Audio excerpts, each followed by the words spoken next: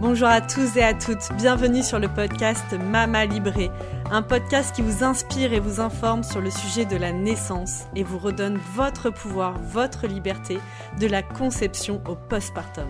On parlera ici de naissance physiologique, de préparation à la naissance, d'allaitement, de conception et de postpartum. Si vous aimez ce podcast, n'hésitez pas à vous abonner, à partager sur vos réseaux sociaux et bien sûr, le top du top, à mettre 5 étoiles sur votre plateforme d'écoute. Dans cet épisode, je suis avec Sandrine Mallet-Doula. Nous allons aborder avec vous la physiologie de l'accouchement, qui est un terme de plus en plus abordé, de plus en plus évoqué. Mais finalement, qu'est-ce que c'est vraiment cette physiologie de l'accouchement ? Je vous souhaite une très belle écoute. Donc, bonjour Sandrine, aujourd'hui je suis ravie de te recevoir de nouveau. Bonjour Anaïs. Aujourd'hui, on va parler à nouveau de l'accouchement, bien sûr, les sujets qui nous passionnent.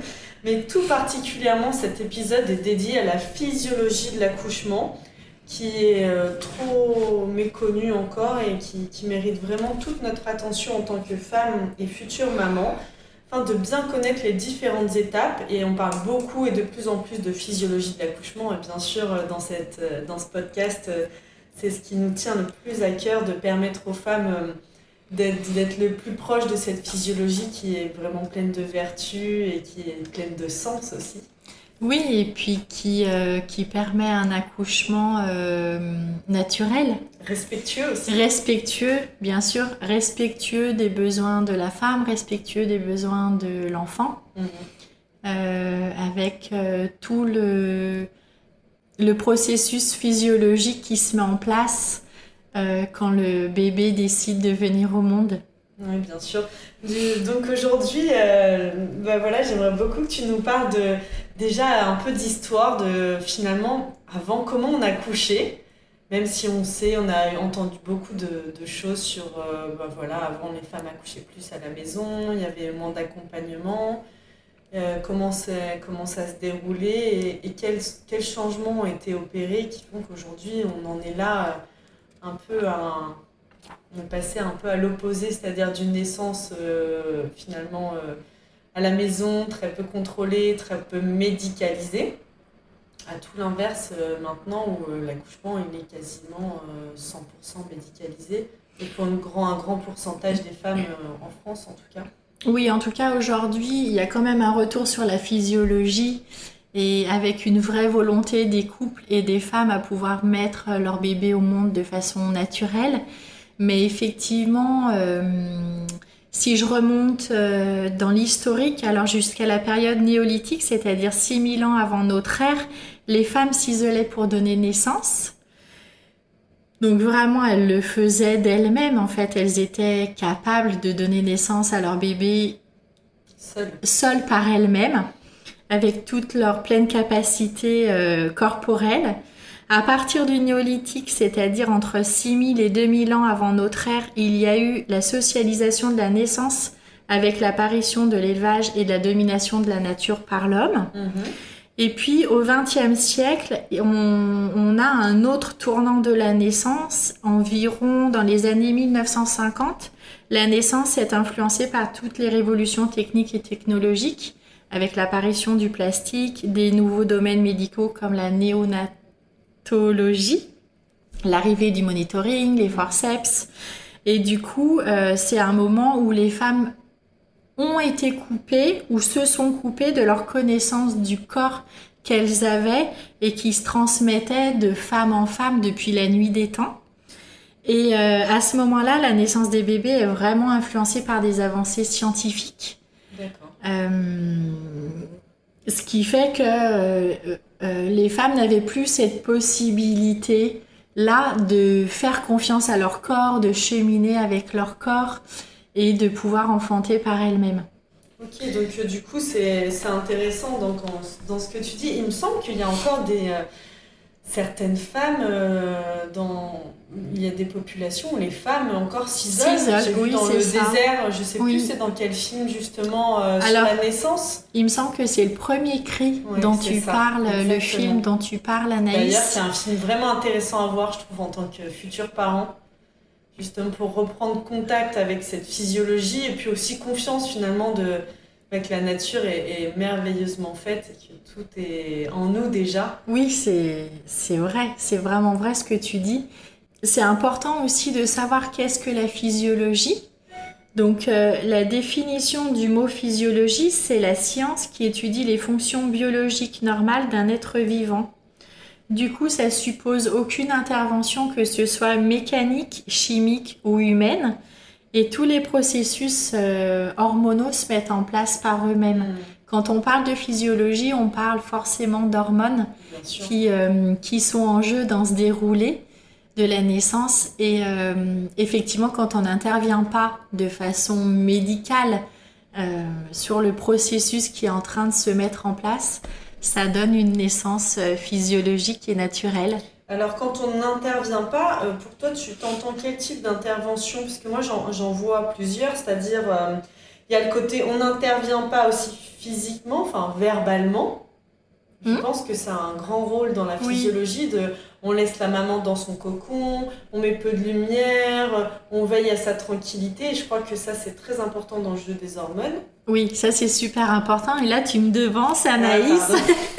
Mais c'est chouette parce qu'effectivement, ça c'est très important de respecter ces je vais pas dire règles parce que c'est un peu, on n'a pas de règles à suivre, mais effectivement, quand on accompagne des naissances physiologiques, en fait, de l'intimité. C'est ça, on se rend compte que d'être dans le respect de l'intimité, c'est hyper important. Et effectivement, pour que l'hormone de l'ocytocine puisse se sécréter et devenir de plus en plus importante dans le corps parce qu'elle joue un rôle majeur dans la naissance. Et effectivement, il y a des choses à faire, et en tout cas à faire attention, à prendre soin d'eux. C'est-à-dire effectivement pas beaucoup de luminosité, ne pas stimuler le néocortex de la femme qui est en train d'accoucher, la laisser vraiment dans son cocon, avec ou sans musique, mais en tout cas des musiques qu'elle aura choisies pour l'accompagner et la faire cheminer, mais pas d'interaction verbale ou très peu, pas de questions qui supposent des réponses très élaborées. Ce que tu dis, ça me fait vraiment penser à une petite vidéo qui a beaucoup circulé sur les réseaux, où justement, je crois que c'est les Italiens qui ont fait cette vidéo. Oui. Tu vois de quoi tu veux parler. C'est un couple, et en fait c'était bien, j'ai trouvé que le parallèle était très juste en fait, dans le respect de la physiologie. En fait, l'accouchement, ne l'oublions pas, c'est un moment de grande intimité. Et du coup, dans cette vidéo, on montre un couple qui est comme dans une salle médicale, opératoire, et qui s'apprête à faire l'amour, tout simplement. Et il y a des médecins qui arrivent et qui disent « Non, mais là, mettez-vous comme ci, comme ça, qui allument la lumière et tout. » Du coup, c'est plus du tout pareil. Du coup, forcément, après, t'as plus envie de faire l'amour quand c'est comme ça. Effectivement. Et du coup, de dire aux femmes que on est dans un moment d'intimité, très proche de la sexualité aussi. Ça fait partie de la sexualité. Voilà, l'accouchement fait partie de la sexualité. D'ailleurs, on parle beaucoup dans la physiologie de l'importance des bisous, du contact. Enfin, c'est aussi quelque chose de... Peut-être qu'on n'ose pas trop quand on est dans le milieu médical, parce que clairement, on est loin de son intimité. Donc, on s'est un peu observé, quelqu'un peut rentrer à tout moment, donc on n'est plus dans cette intimité avec son conjoint. Mais j'avais trouvé cet exemple hyper intéressant. Et est-ce que tu pourrais nous parler du coup des différentes étapes d'un accouchement qui se ferait sans aucune intervention? Quelles sont les étapes naturelles? Alors moi j'aimerais bien dire d'abord que la naissance est effectivement... il y a la maman, il y a l'histoire de la maman, il y a l'histoire du couple, mais il y a aussi l'histoire du bébé, et que le bébé a une grande responsabilité aussi dans sa naissance. C'est-à-dire que ça enlève aussi beaucoup de culpabilité aux femmes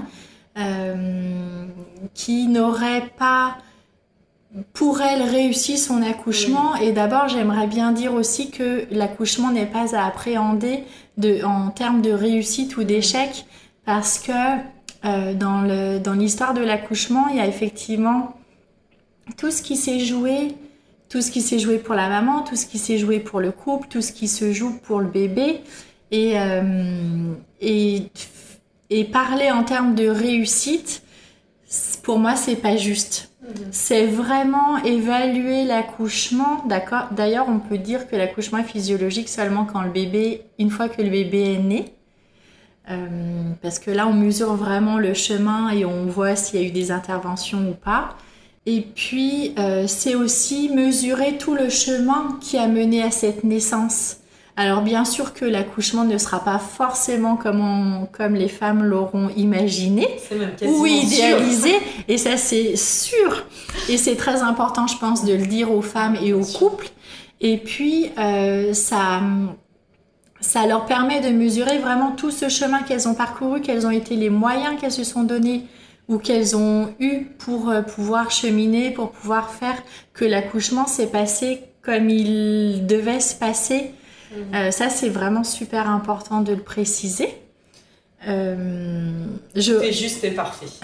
Tout est juste et parfait, même si sur le moment, effectivement, ça peut paraître parfois compliqué de s'entendre dire que tout est juste et parfait. D'ailleurs, on ne le dit pas. En général, on ne dit pas tout est juste et parfait quand la femme a eu une césarienne ou quand il y a eu des forceps. C'est intéressant parce que moi, je m'étais beaucoup intéressée aussi, mais là, c'est un côté plus spirituel. Mais j'avais lu les 9 marches de Meuriot et Givaudan.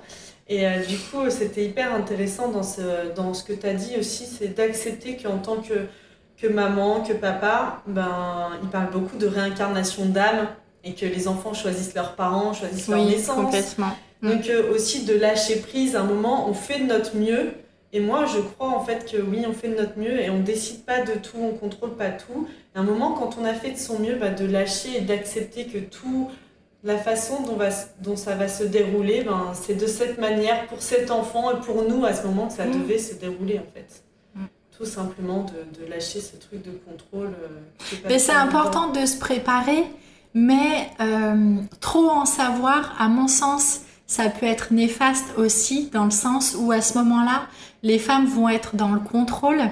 Et si elles reconnaissent pas tout à fait les différentes étapes, ça peut les déstabiliser, ça peut les couper de leur côté instinctif et primaire qui, quand on est vraiment dans la physiologie, est là.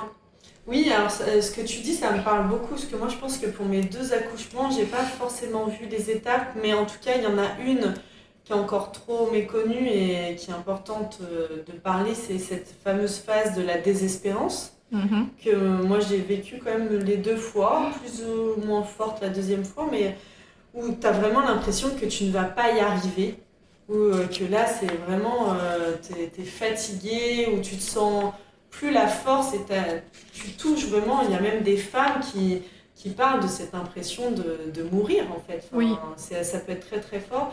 Et cette phase-là, je trouve, en mon sens, que quand on nous en a parlé avant, le fait de la connaître et qu'il y ait là la sage-femme ou la doula ou qui que ce soit qui dise non mais là tu sais, je pense que tu es dans la phase de la désespérance, tu te souviens, on en a parlé, tu connais, c'est physiologique, c'est qu'on est vers la fin, tout va bien. Et en fait, là ça te connecte peut-être un peu au mental, mais il y a une partie de toi qui est rassurée, qui se dit ah oui. En fait, tout va bien. C'est normal, ce qui se passe est normal. Et... Oui, c'est sûr. C'est sûr que cette phase-là, effectivement, il faut en parler parce qu'effectivement, ça permet aux femmes de savoir que c'est un processus normal et physiologique. Qui se déroule donc plutôt à la fin quand le bébé se rapproche vraiment de la sortie. Et effectivement, après, il y a des femmes qui l'ont à différents moments, mais on l'a quasiment toute cette phase où on a effectivement cette sensation que l'on va mourir, qu'on va jamais y arriver. Et ça, c'est par rapport à l'adrénaline, où le corps a une décharge d'adrénaline en fait. Ça s'explique comme ça. Et c'est aussi toute la signification de la peur de se séparer de son bébé, la peur de devenir mère. Il peut aussi y avoir des résurgences émotionnelles, l'apparition de mémoire qui fait que ça amplifie aussi ce phénomène. Mais quand on est face à une femme qui est dans la phase de désespérance, effectivement, peut-être la prendre, la regarder vraiment dans les yeux, avoir cet échange au niveau des yeux, permet de la rassurer, de lui dire c'est normal, tu vas y arriver, ça va passer, parce que tout finit par passer à un moment donné. Mais effectivement, quand on est dans ce moment-là, c'est vraiment la panique à bord. Et c'est effectivement important d'être épaulée. Et puis c'est important d'être présente aussi pour le père en tant que sage-femme ou doula, parce que lui, il voit sa femme dans cet état-là et ça lui fait peur aussi, parce qu'il la reconnaît pas, parce qu'il l'a jamais vue dans cet état-là. Et que du coup, ça peut aussi le faire paniquer et il peut ne pas savoir comment accompagner sa femme. Oui, bien sûr. Et puis, donc pour revenir un peu dans le côté chronologique, puisque là, on a sauté presque à la fin, on est trop impatients. Il y a donc dans les premières phases, juste avant l'émission, on évoquait le pré-travail. Et c'était très intéressant la conversation que nous avions sur le fait, tu me disais que les sages-femmes évoquaient l'idée de ne pas rentrer trop vite, l'importance que les femmes ne rentrent pas trop vite dans ce pré-travail. Et quand le pré-travail est là, qu'elles continuent leur vie. Oui. Et moi, je pense qu'en effet, entre mes deux naissances, j'ai vraiment vécu différemment. C'est-à-dire que pour mon premier, c'était le pré-travail, puis en plus, c'était la nuit. Donc, ma vie, était un peu...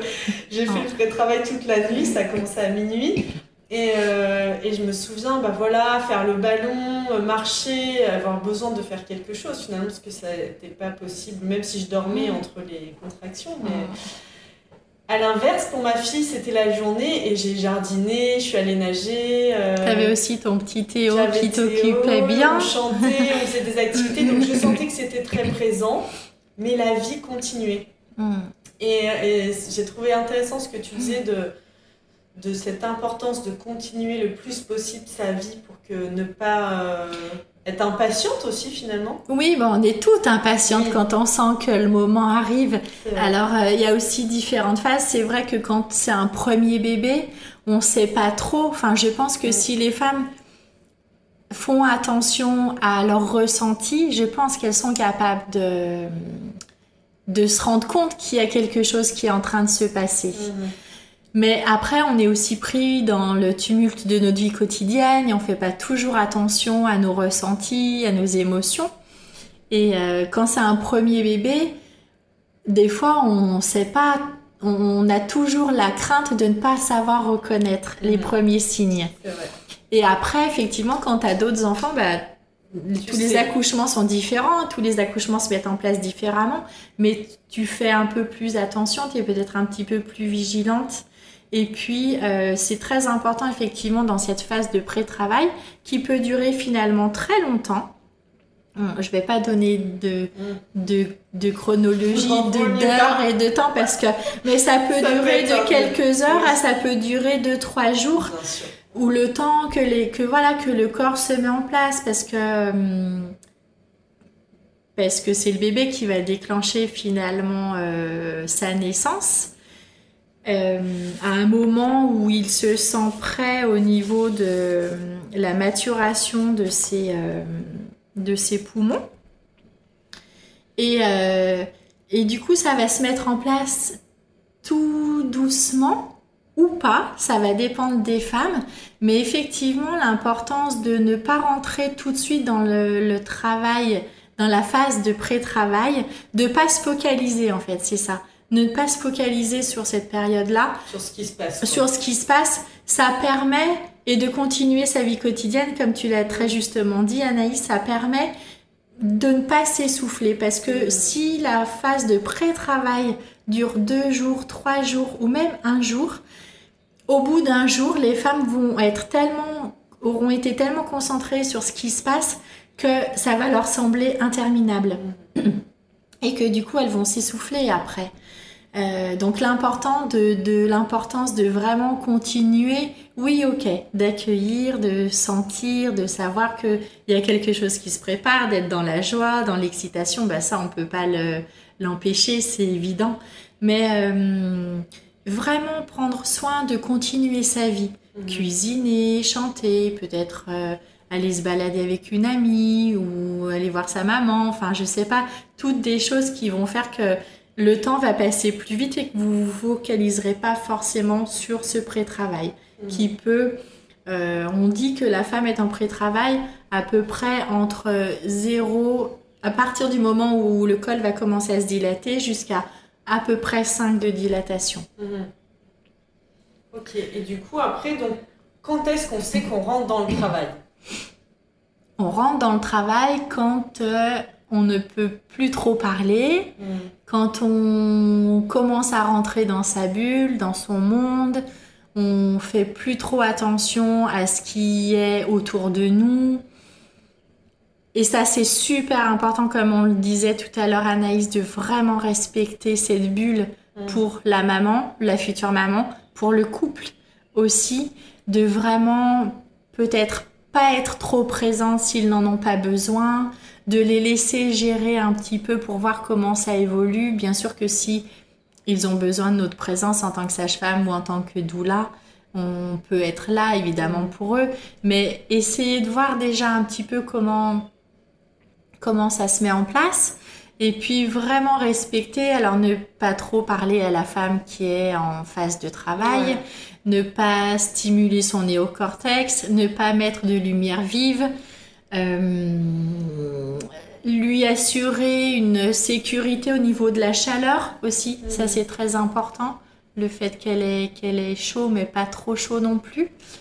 Ça c'est vraiment les besoins fondamentaux de la femme qui accouche. Et dans ce que tu disais, donc là, dans ce côté de travail, quand on rentre dans cette phase-là, donc pour les femmes qui accoucheraient à domicile, c'est le moment pour le papa. Et c'est pour ça que c'est important aussi de bien connaître les phases. Quand on prépare son accouchement à domicile, le papa doit être au fait aussi de ces phases-là. Oui. Puisque le moment où la femme ne peut plus entrer en communication avec l'extérieur, c'est le signe pour le papa de là, c'est le moment d'appeler la sage-femme en général. C'est le moment. Ou à l'inverse, d'aller à la maternité, à la maison de naissance. Voilà. D'ailleurs, on fera... Oui, parce que si le travail est bien lancé, en fait, ça c'est super important ce que tu dis Anaïs, de pouvoir rester le plus longtemps possible à la maison. C'est-à-dire, le plus longtemps possible pour moi, c'est jusqu'au moment où le couple ne se sent plus en sécurité. D'accord. Ça c'est vraiment, si c'est en tout début de travail et qu'ils ne se sentent plus en sécurité, alors c'est ok, c'est préférable qu'ils aillent à la maternité, parce que s'ils ne se sentent plus en sécurité, ça va couper le jeu hormonal qui se met en place et du coup le travail peut s'arrêter. On sait quand la femme est en insécurité que le travail peut s'arrêter, que le col peut se refermer. Donc ça, c'est super important. Donc vraiment pour moi, rester le plus longtemps possible à la maison, c'est vraiment jusqu'à temps que le couple ne se sent plus en sécurité.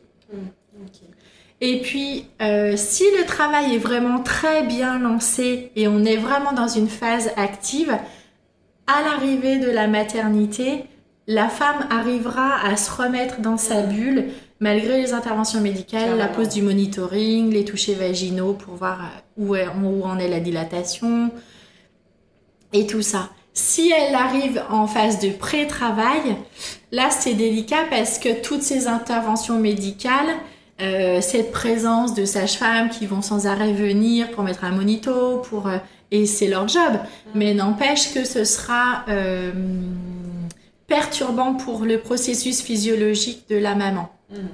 Ok, donc une fois qu'on a passé cette période, donc ça y est, on est dans le travail, le jeu hormonal, on n'arrive plus à entrer en communication avec l'extérieur.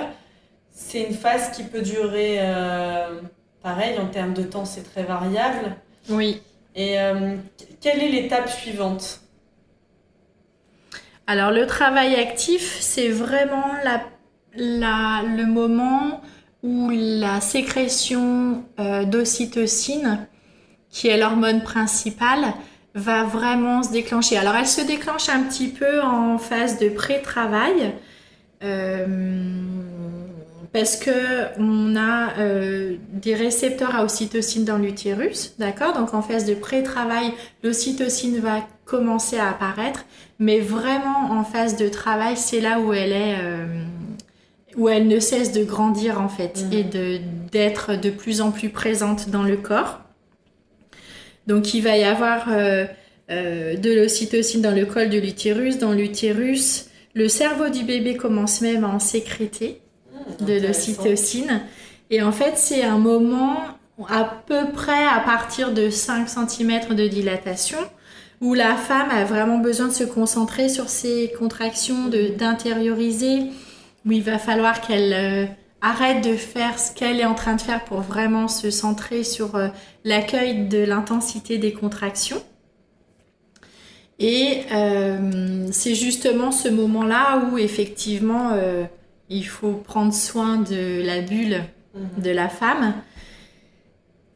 Parce qu'en fait, il va y avoir de l'ocytocine dans son corps, mais aussi dans son cerveau. Et plus le cerveau reçoit de l'ocytocine, et plus il en réclame, en fait. D'accord.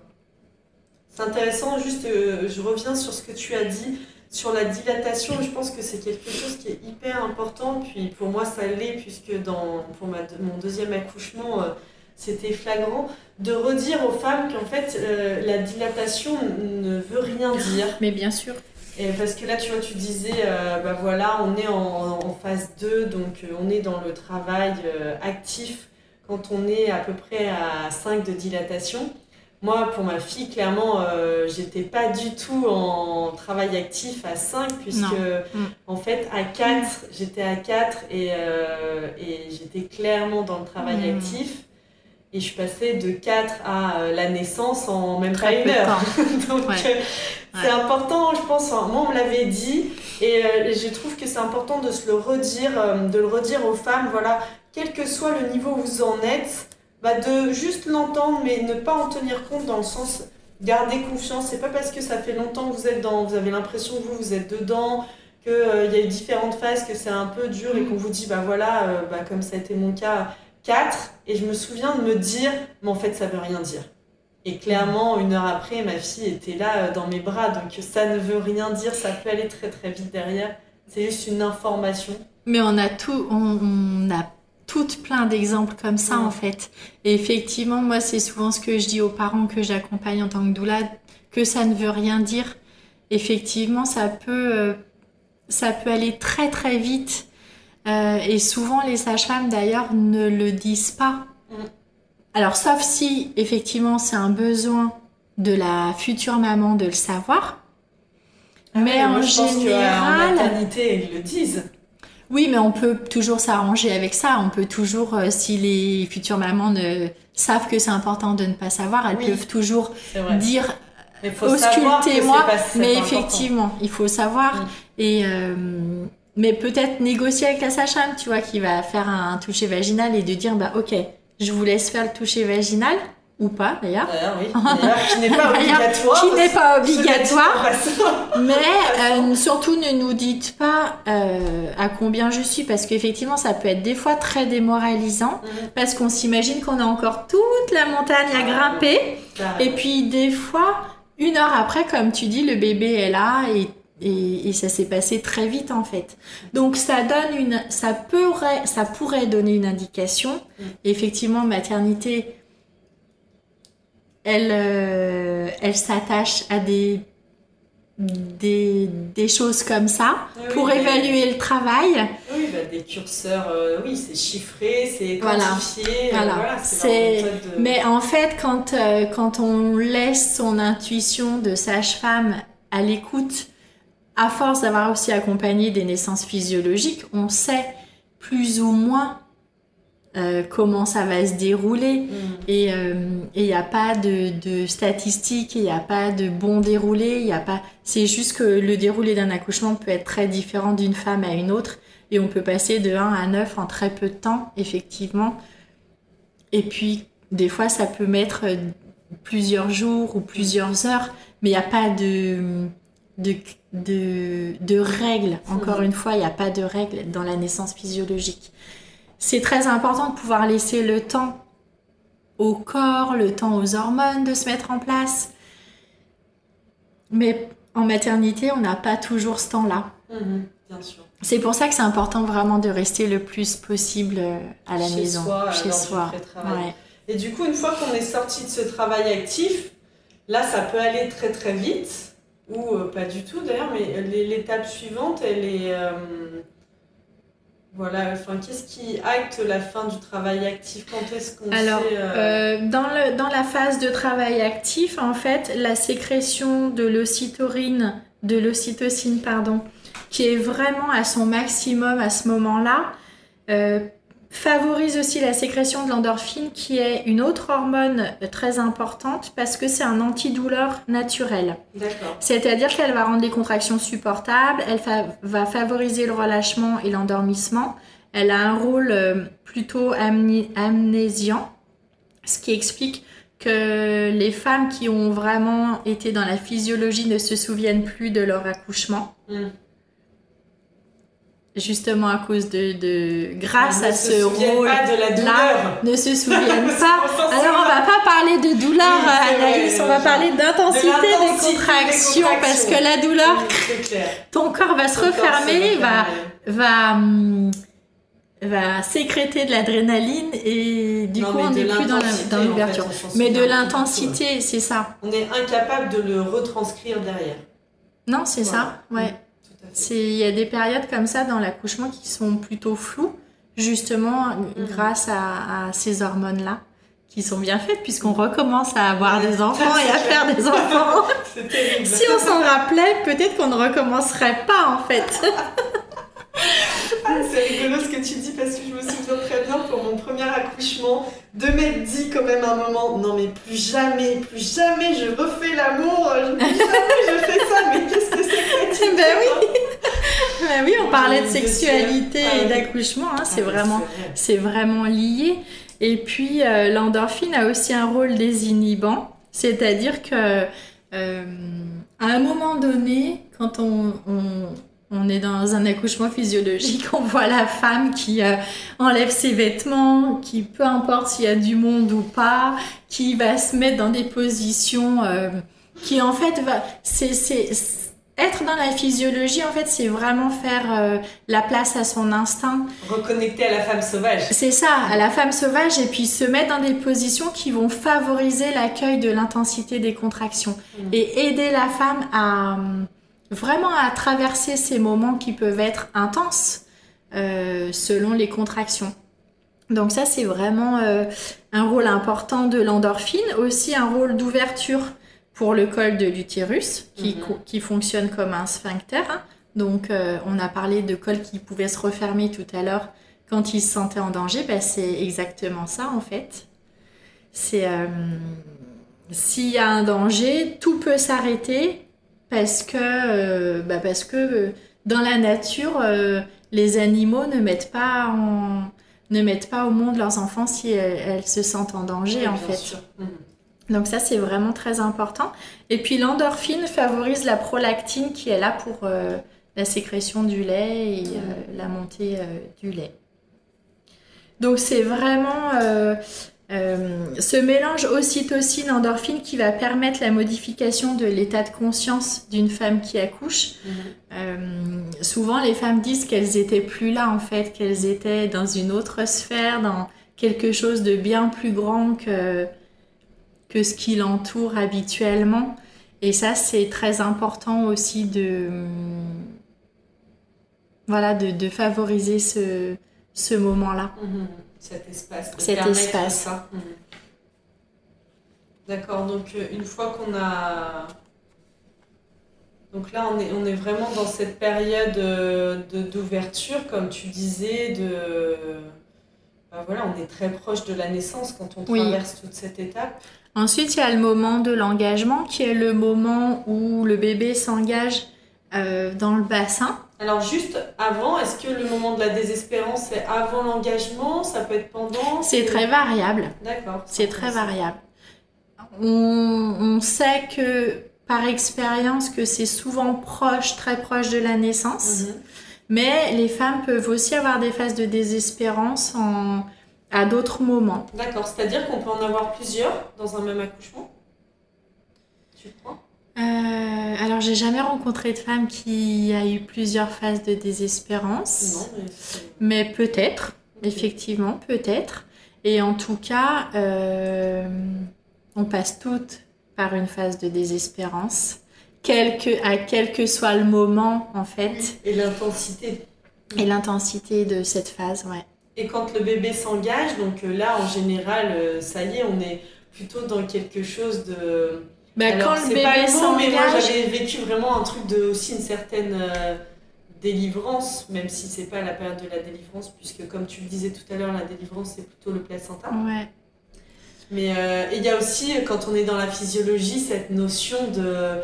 En fait, on doit sortir de l'idée préconçue, préreçue, on doit nous dire quand est-ce qu'on pousse, parce qu'en fait, quand on est dans la physiologie, clairement, c'est quelque chose de très instinctif. Oui. C'est plutôt l'inverse. Si on devait nous dire d'arrêter de pousser, ça serait impossible. De toute façon, c'est pas nous qui poussons, en fait. C'est le bébé. Carrément. Donc, c'est comme... tu vois, on parlait de sphincter et on parle de col de l'utérus qui fonctionne comme un sphincter.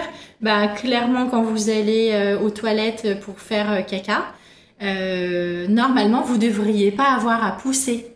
Si vous êtes dans les ressentis, dans l'attention de ce que vous ressentez dans vos corps. Et que vous y allez au moment où vous avez y allez envie. Effectivement, justement, au moment où vous sentez que ça se prépare, vous n'avez pas besoin de pousser. Là, en fait, c'est ça. Souvent, les femmes, elles disent ça pousse. Enfin, moi, je me rappelle très bien que je disais ça pousse.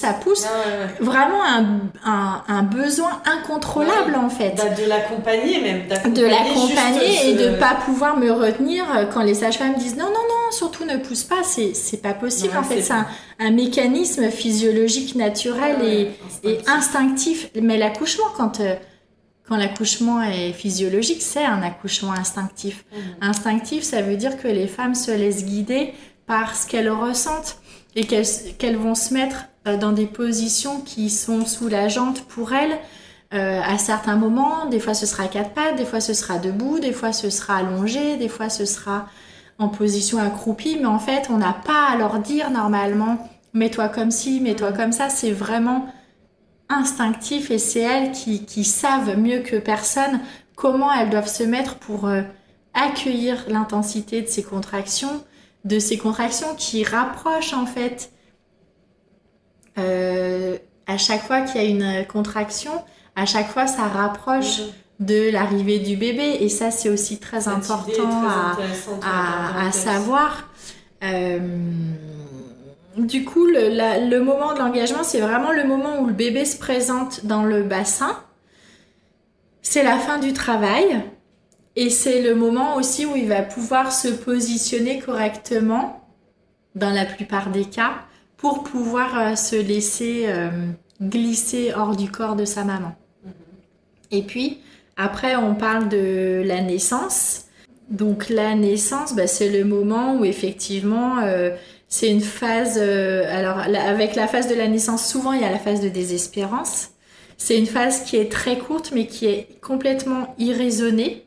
On peut pas, même si on sait que potentiellement on va pas mourir, n'empêche que la pensée est plus forte à ce moment-là. C'est des peurs irraisonnées en fait, comme on disait tout à l'heure avec... la panique de pas y arriver, peut-être aussi toutes les histoires qui se transmettent de génération en génération, dont on n'a pas forcément conscience, mais qui sont là tout au creux de nous, que l'on porte et qui parfois nous empêchent de vivre pleinement ces accouchements et en tout cas d'avoir des peurs qui sont là. Et bien qu'on les ait travaillées, parfois avec cette phase de désespérance, elles refont surface en fait. Oui, bien sûr. Donc, c'est à ce moment-là aussi qu'on parle de l'adrénaline, qui est une hormone du stress, et qui arrive à ce moment-là, c'est ce qui crée toutes ces angoisses, en fait, dans la phase de désespérance. Et du coup, quand tu parles donc de la naissance et tout, alors pour revenir au côté physiologique, il faut quand même préciser que c'est un moment où... il est censé, quand on veut vraiment être dans la physiologie, il n'y a pas d'intervention. Et notamment, il y a quelque chose, une pratique qui est très courante en milieu hospitalier, en maternité. C'est la rotation, en fait, qui est faite. Alors moi, je l'ai vécu, du coup... Tu parles de la tête ? Oui. Du bébé quand la tête est née. Voilà. et qui est très intéressante parce que moi, du coup, pour ma deuxième, j'ai été transférée. Et j'ai quand même pu être avec ma sage-femme à domicile. Ça, c'était trop cadeau chouette. du ciel. Ouais, c'est sûr. Et de vivre quand même mon accouchement physiologique, le terminer à la maternité, puisque le liquide amniotique était teinté. Et je me souviens de cet instant où la sage-femme de l'hôpital a voulu effectuer la rotation. Et en fait, ma sage-femme à domicile est intervenue en disant « S'il te plaît, attends, ne fais rien ». Et elle m'a dit, bah voilà, tu vas encore pousser 2 fois, quand tu le sentiras, en accompagnant comme tu le sens. Et en fait, j'ai tout fait toute seule. Et la sage-femme qui était là a témoigné en disant, mais en fait, c'est la première fois que je vis un accouchement comme ça, parce que ça fait partie du protocole. Et finalement, on fait cet acte, on vient effectuer cette rotation, qui est d'ailleurs, en fait, après avoir fait quelques recherches, pas très du tout, dangereuse. assez dangereuse. Pas du tout anodin aussi sur le périnée de la maman, bien sûr, les cervicales du bébé, enfin je veux dire... ça peut mener à des paralysies quand même, hein, à des paralysies de bébé. Hein. Donc, cette rotation, donc effectivement, moi j'ai eu 4 enfants en maternité et à chaque fois je pense qu'on leur a retourné la tête. Donc c'est horrible en fait de prendre conscience de ça. Pour accompagner beaucoup de naissances à domicile avec des sages-femmes, hein, toujours, je précise, en présence de sages-femmes. Ça, c'est vraiment pour moi le côté magique. De participer à ça, enfin de participer avec ma présence, juste, mais c'est toujours un immense cadeau que les parents me font et dont je me sens très honorée de pouvoir... voir ce miracle en fait, parce qu'effectivement quand on est dans la physiologie, le bébé sait faire, la maman sait faire, et en fait effectivement quand le bébé commence à sortir sa tête, et une fois qu'il a sa tête sortie, si on n'est pas dans les protocoles à vouloir tout de suite le pousser hors du corps de sa mère et lui laisser le temps, mais en fait la physiologie c'est ça, hein, c'est vraiment laisser le temps au corps, à la maman, au bébé de cheminer. C'est une étape qui est assez impressionnante. Alors moi, du coup, le papa était là et du coup il m'avait dit bon, c'était quand même un peu bizarre, il y avait juste la tête de sortie. Il y a un petit moment aussi. Oui, aussi parce que les bébés souvent sont pas roses comme on l'imagine, ils sont un petit peu bleutés, un petit peu gris, et effectivement moi je me rappelle les premières fois que j'ai assisté à une naissance physiologique.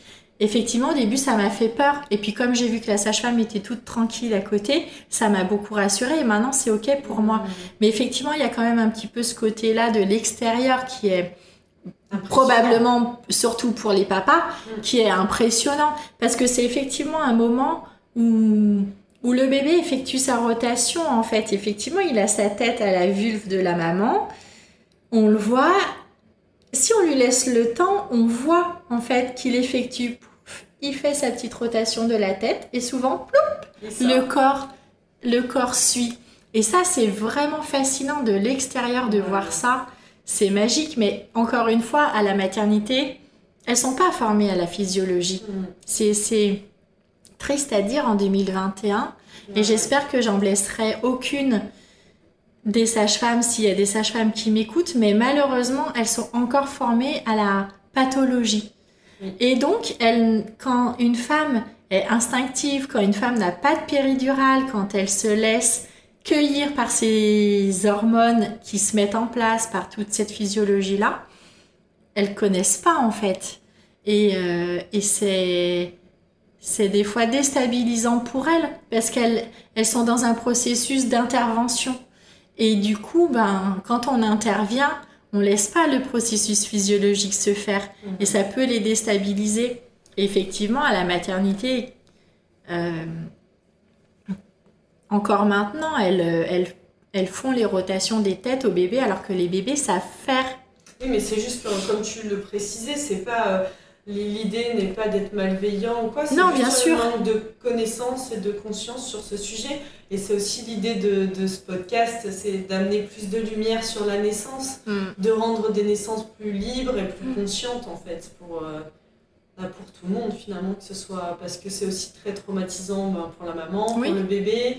En fait, c'est un moment précieux pour tous, donc ça fait partie aussi, et ça fera l'objet d'une émission à part entière, mais voilà, on parle aussi de violence un peu, ça peut être les premières violences auxquelles on est confronté dans notre vie. Et dès la naissance, c'est quand même pas très chouette quand on y pense. Donc, si on peut c'est changer, traumatisant pour la maman, c'est traumatisant pour le papa.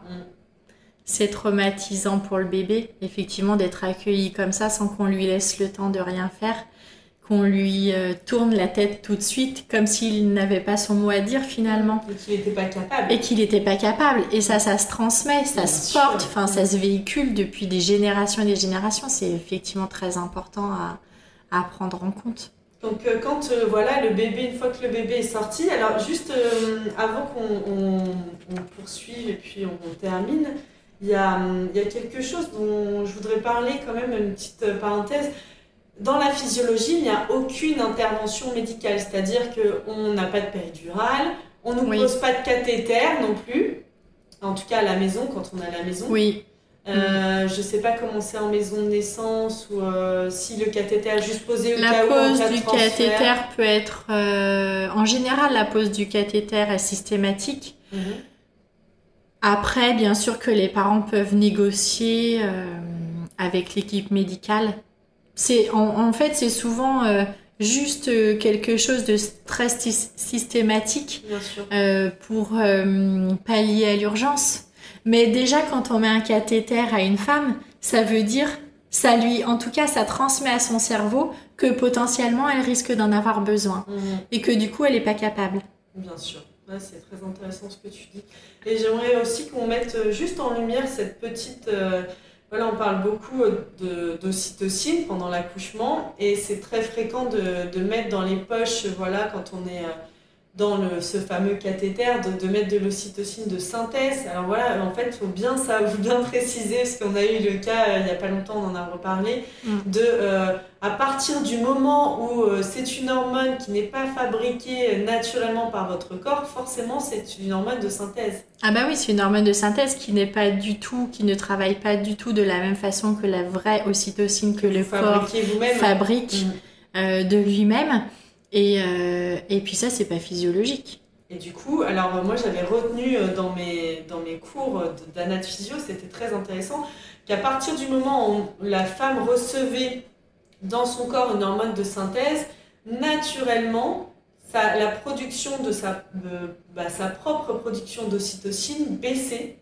Parce que voilà, le corps se dit, c'est intelligent, il y a assez d'ocytocine qui circule. C'est ça. Je baisse un peu ma production et puis là on rentre dans un peu un cercle vicieux finalement. C'est ça en fait, toutes les petites interventions comme ça à la maternité qui paraissent anodines de l'extérieur, en fait envoient des messages au cerveau et du coup vont changer la physiologie et le processus physiologique du corps. Ok, donc c'est super tout ça. Je pense qu'on a fait le tour beaucoup de la question de la naissance physiologique. Alors peut-être Anaïs, juste pour compléter, on a parlé de l'adrénaline au moment de la phase de désespérance. L'adrénaline, c'est aussi une hormone importante parce qu'elle permet le relâchement du périnée et facilite la naissance du bébé. Okay. Donc ça, elle est vraiment produite à ce moment-là pour que la mère mobilise toutes ses forces pour pouvoir donner naissance à son bébé. Donc c'est une hormone qui est aussi importante dans le déroulé. Et du coup, après nous sommes au moment de la naissance et on parlera lors d'une prochaine émission bien sûr de tout ce qui se passe une fois que le bébé est sorti. Avec, il y a aussi la dernière partie de la naissance qui est très importante. Il y a la naissance du placenta. Ouais, la naissance du placenta, c'est très joliment dit, tu as raison, ce qu'on appelle aussi la délivrance. On parlera dans un prochain épisode de comment, ce qu'on fait un peu avec ce placenta, puisqu'il y a plein de choses qui sont possibles et encore méconnues. Mais du coup, voilà, cette deuxième naissance, finalement, elle est peu connue des mamans. On ne sait pas trop, on a l'impression que c'est fini une fois qu'on a notre bébé contre nous. Et finalement, pas du tout. C'est aussi un moment très important. Et dans la physiologie, c'est aussi le moment, moi j'avais retenu ça, qui est le plus... finalement, si on devait qualifier un moment un peu plus à risque, un peu où on doit être vraiment vigilant, en termes de sécurité, c'est aussi de sécurité de la maman, c'est au moment de cette naissance. Oui, alors parce que souvent c'est la crainte de l'hémorragie. Oui. À ce moment-là. C'est ce moment-là. Enfin, c'est bien de le préciser parce que moi, franchement, avant d'avoir des enfants, je pensais que l'hémorragie, ça pouvait arriver un peu. Je savais pas en fait. Mais c'est vraiment à ce moment précis. Le bébé est déjà sorti en sécurité. Et là, en fait, il faut savoir que dans l'accouchement physiologique, le risque, s'il devait y en avoir un, quand on parle de risque de l'accouchement, c'est à ce moment-là, c'est pour la maman. Ce serait après, en fait, en maternité, les sages-femmes laissent très très peu de temps au corps de la femme pour pouvoir donner naissance au placenta. Parce que justement, derrière cette naissance du placenta, il y a souvent la peur du risque de l'hémorragie. D'ailleurs, il y a souvent à ce moment-là une injection d'ocytocine pour éviter effectivement et parer à l'éventualité d'une hémorragie après la naissance du placenta. Du coup, c'est intéressant de dire voilà pourquoi il y a hémorragie après la naissance du placenta. En fait, souvent, je me souviens que c'est une partie du placenta qui peut rester collée au niveau de la paroi de l'utérus. Alors ça peut favoriser effectivement les hémorragies, mais aussi et surtout toutes les interventions médicales qui se font contre le bon fonctionnement naturel du corps et du coup, ça engendre des conséquences. Mais voilà, il faut savoir que si on accouche à la maison, par exemple, où il n'y a pas du tout d'intervention médicale, s'il devait y avoir hémorragie, souvent on parle de révision utérine et ça c'est quelque chose que les sages-femmes sont capables de Ah oui, complètement. À domicile ça, de faire. elles le font, elles sont complètement capables de gérer une hémorragie suite à la naissance du placenta parce qu'elles ont des moyens pour pouvoir le faire.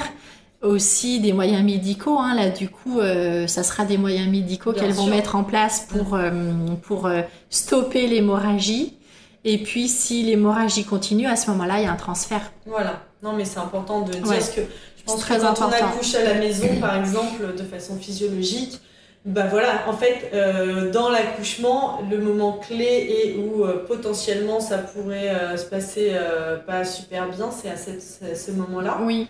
Mais pour autant, voilà, les sages-femmes savent faire et il y a on sait faire des choses. Ah oui, elles savent faire et puis à ce moment-là,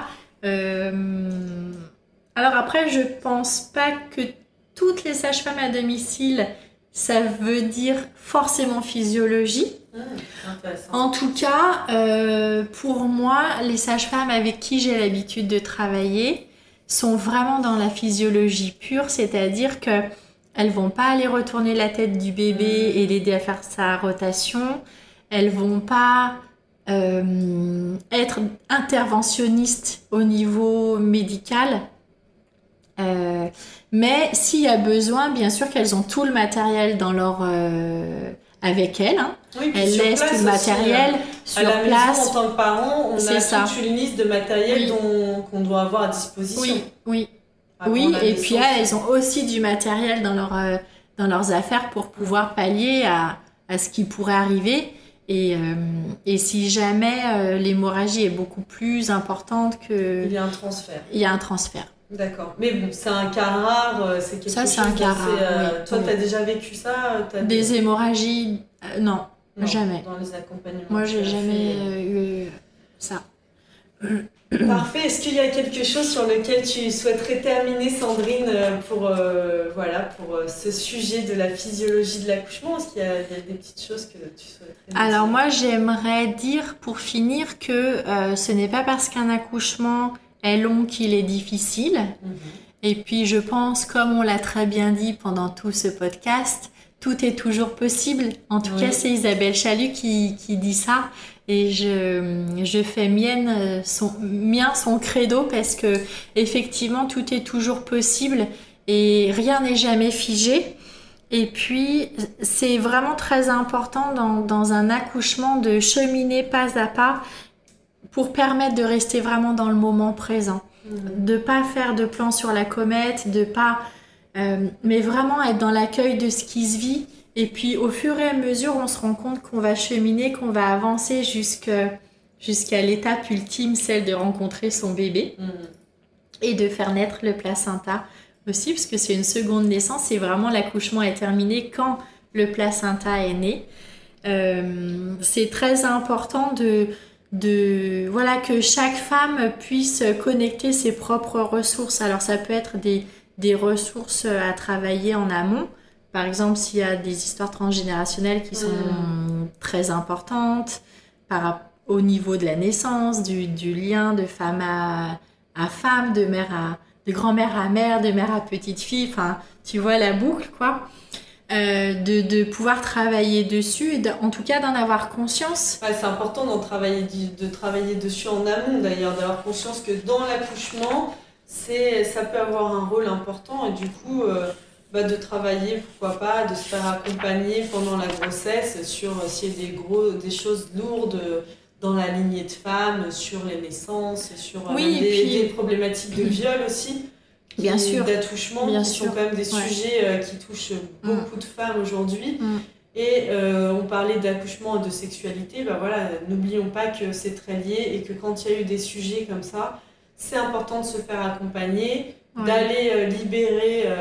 Puis de rendre les peurs aussi, enfin, on parlait de peur tout à l'heure, de rendre les peurs à ceux qui les ont, tu vois, les peurs du milieu hospitalier, les peurs peut-être du papa, les peurs de déjà être soi avec ses propres peurs, c'est pas rien. Ça, ouais. Alors rendons les peurs à ceux à qui elles appartiennent. Et puis effectivement, quand il y a des traumatismes d'agression sexuelle, bien sûr que ça...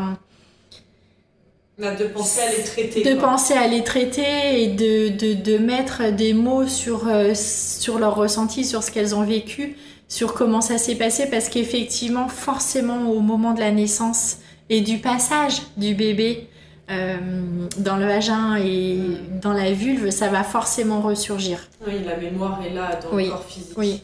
Et j'aimerais bien, moi, pour terminer, qu'on parle, puisque voilà, dans Physiologie de l'accouchement, on parlait aussi de naissance du placenta.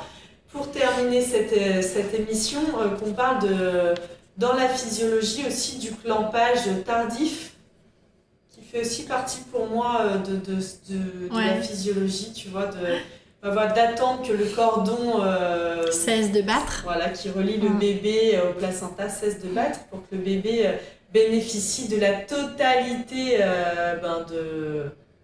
de la totalité du sang, du fer, de toute l'oxygène qui est conduit dans le placenta à travers le sang. Et qui retourne dans son corps. Et qui retourne dans son corps. D'ailleurs, on le voit bien quand les bébés ont un cordon clampé, tout de suite à la naissance. Et quand on laisse le bébé évoluer avec son placenta et son cordon jusqu'à ce que le cordon cesse de battre, on a un bébé beaucoup plus rose, beaucoup plus rapidement.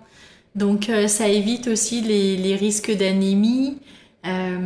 Donc le bébé récupère vraiment tout l'oxygène, tout le fer, tout ce qui lui a permis de grandir et de se nourrir en fait. Du coup, ça prend combien de temps à peu près? Tu sais combien de temps il faut attendre? C'est très variable, ça peut être très rapide, comme ça peut mettre 10 minutes à peu près. Oui, donc c'est quand même assez rapide. Ça, franchement, même en milieu hospitalier, si le bébé va bien, c'est quelque chose qui pourrait être très facile à mettre en place. Mais qui est à l'heure actuelle ou très peu fait dans quelques maternités peut-être en France. Alors les équipes médicales disent qu'elles le font, mais moi je suis pas sûre de ça. J'avoue que je vais pas en milieu hospitalier. Par chez nous, le milieu hospitalier n'est pas très favorable à la présence des doulas. Pour le moment. Tout mais c'est ok. Tout est possible. Oui, tout est toujours possible, mais c'est ok pour moi que ce soit comme ça actuellement. Mais d'après d'après ce que les parents disent en fait, c'est pas forcément toujours comme ça que ça se passe. En tout cas, de savoir que c'est possible et que c'est important de laisser le cordon battre. Oui, voilà. Et le cordon, quand il est en fait, va changer d'aspect. Il va devenir blanc, gélatineux, froid aussi. Quand il est comme ça veut dire qu'il a cessé de battre. À ce moment-là, ça peut être ok de de le clamper, mais dans le cordon, il y a tout ce qui est physique, toutes les richesses minérales, en oxygène, en fer, mais il y a aussi toute la dimension énergétique. Bien sûr, mais de toute façon, à prendre en compte. On parlera lors d'un prochain épisode de ça, des vertus du placenta qui sont nombreuses et qui méritent vraiment qu'on s'y intéresse, parce qu'il y en a beaucoup. Et aussi finalement, même si une nouvelle fois dans le milieu hospitalier, c'est pas encore, mais plus on sera nombreux à le savoir, plus on va le prôner, plus on va le demander, à un moment, on sera aussi une masse critique et du coup on fera poids. Et moi j'y crois beaucoup à ça. Moi je crois beaucoup effectivement à ça, Anaïs, et au fait que plus les parents vont reprendre leur pouvoir. Et c'est l'idée du podcast. Et c'est l'idée de notre podcast, enfin de ton podcast, mais comme je suis ton invitée, c'est vraiment cette idée-là de pouvoir rendre leur pouvoir aux parents, en fait. Sûr. Et plus effectivement ils feront cette demande-là, ils seront en conscience et ils seront au courant, tout simplement. Au courant, et plus les équipes se rendront compte que finalement ça prend pas tant de temps que ça quand un bébé va bien. Bien sûr, là on parle de physiologie et donc d'un bébé qui va bien. Bien sûr, il faut bien se préciser que quand il y a une problématique, on sort de la physiologie. On est dans l'urgence et à ce moment-là, on n'a plus ça à considérer. Non, mais effectivement, c'est plus la priorité. Voilà, complètement. La priorité étant la sécurité et voilà. Et je pense que le changement va vraiment venir des parents. Bien sûr. Moi, j'en suis convaincue. Autour de la naissance, enfin, je veux dire, c'est essentiel que les parents se rendent compte de ce pouvoir qu'ils ont et de ces choix qu'ils ont à faire, parce que en fait mettre un bébé au monde et faire naître un bébé et la responsabilité, on prend souvent conscience des responsabilités qui nous incombent à la naissance du bébé, mais en fait ça commence déjà pendant la grossesse, avec tous les choix que les parents ont à faire. Ça commence aussi au moment de la conception. Et ça commence bien avant, quand on décide de faire un enfant, de réfléchir à comment on veut accueillir ce bébé, qu'est-ce qui est important pour nous, qu'est-ce qui ne l'est pas, quelles sont nos priorités. Et puis après, ça se construit aussi. Et ça se construit, bien sûr. Et bien sûr qu'on peut changer. Rien n'est figé. Mais en tout cas, de mettre cette conscience-là avant même que le bébé soit conçu, ça fait que le chemin est un petit peu plus éclairé. Oui, mais tout ça, du long. Pour un premier, je pense que en plus, on est dans des vies très prises et tout. Je pense que en tout cas, moi, je me dis que si déjà les gens s'intéressent, les personnes, les futurs parents, pendant la grossesse, ce sera déjà énorme. Se documenter pour pouvoir être au courant de ce qui peut se faire. Voilà. Des possibilités. J'espère que cette émission vous aura apporté, à vous qui écoutez, toutes ces connaissances sur la physiologie, sur comment ça peut et ça devrait se passer pour en effet avoir plus de poids, plus de puissance et aussi de confiance quand on s'adresse au personnel médical, de savoir ok, ça c'est possible, je sais que ça existe, c'est la physiologie, et de pouvoir appuyer aussi nos propos. Quand les parents font ces choix-là en conscience, en tout cas quand ils se sont suffisamment documentés et lus, je pense qu'ils sont bien pris en compte par le corps médical. Ouais, c'est quand même encore une bataille. Oui, c'est une bataille, mais déjà, ils sont pas dans un refus systématique de tout ce que le corps médical peut leur proposer. Et là, les négociations peuvent se faire. Mais de toute façon, les négociations sont toujours très subtiles. C'est sûr. Mais bon, on garde espoir. Moi, je suis pleine. Mais oui, bien sûr. Un jour, il y a des personnes qui écouteront ce podcast et qui le trouveront dépassé. Tellement ça sera une évidence. Je le souhaite à toutes les futures mamans et à tous les futurs couples de parents. Tous les futurs bébés. Aussi. Je te remercie, Sandrine. Merci beaucoup, Anaïs. Cette belle intervention et toute cette connaissance que tu nous as apportée. Et je te dis à très bientôt pour de futurs épisodes sur ce podcast. Avec joie, c'est vraiment émerveillant pour moi de partager avec toi sur ce sujet-là, Anaïs. Alors merci beaucoup. À bientôt. À bientôt.